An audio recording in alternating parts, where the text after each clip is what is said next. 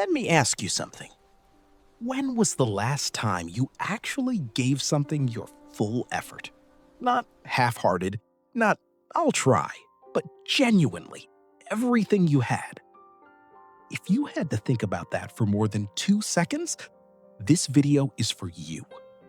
Because most of us walk around with this quiet guilt, this feeling that we could be doing more, that we're capable of something greater, but we keep holding back, and we don't even know why. There's a word in Japanese that changed how I think about this. It's called Ganbaru. And no, it doesn't mean hustle until you break. It doesn't mean grind culture. It doesn't mean be perfect. It means something much simpler, much more powerful.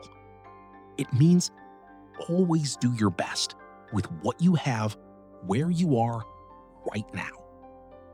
Stick with me, because by the end of this, you're going to see effort differently. So where does this word even come from? Ganbaru is a concept deeply rooted in Japanese culture. You'll hear it everywhere, at schools, sports teams, workplaces, between friends. Someone says ganbatte, and it means give it your best.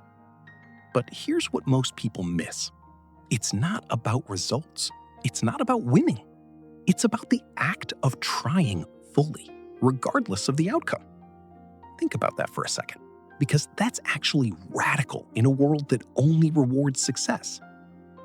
We live in a culture obsessed with outcomes, with metrics, with did you make it or not? And when we don't make it, we feel like the effort was wasted, like we were wasted. Ganbaru says the opposite. The effort itself has value. The showing up fully is the point. That reframe alone can change everything.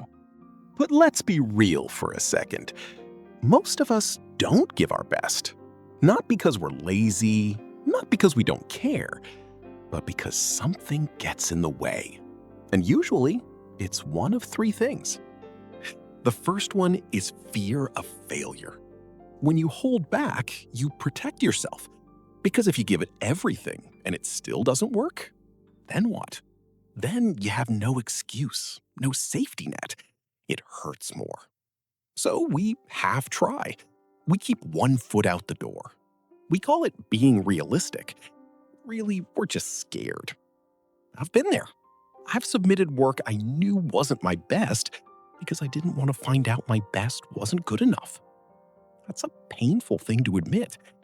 I think a lot of you know exactly what I'm talking about. The second thing is burnout. You have given your all before, maybe many times, and it didn't pay off the way you hoped. So now, why bother? You're protecting your energy. You've learned that effort doesn't always equal reward. That's not laziness. That's exhaustion, and it makes complete sense. The third thing is comparison. You look around and see people ahead of you, further along, more talented, more put together.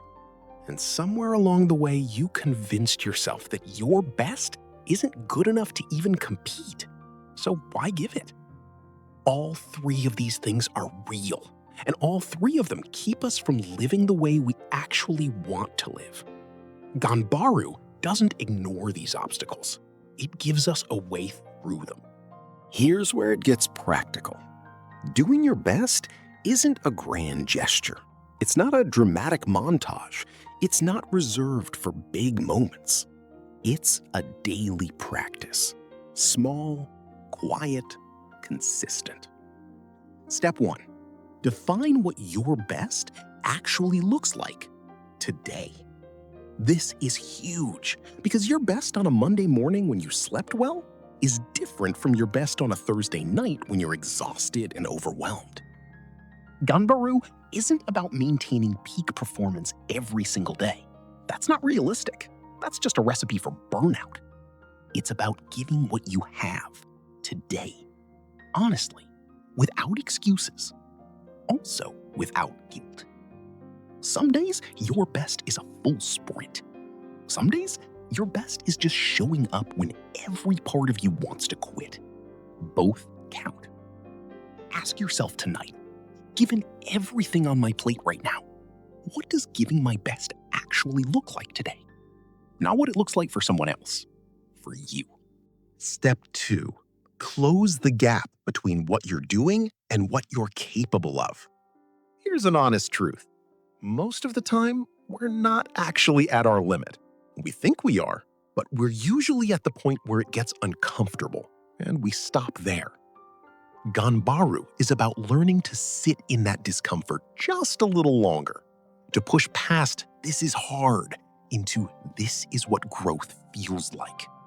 Not recklessly, not to the point of breaking, but consistently, intentionally stretching. Think about a project you've been putting off, or a habit you've been meaning to build. What would it look like to give that your honest best for just the next 7 days? Not forever, 7 days. That's Ganbaru in practice. Step 3. Detach from the outcome, attach to the effort.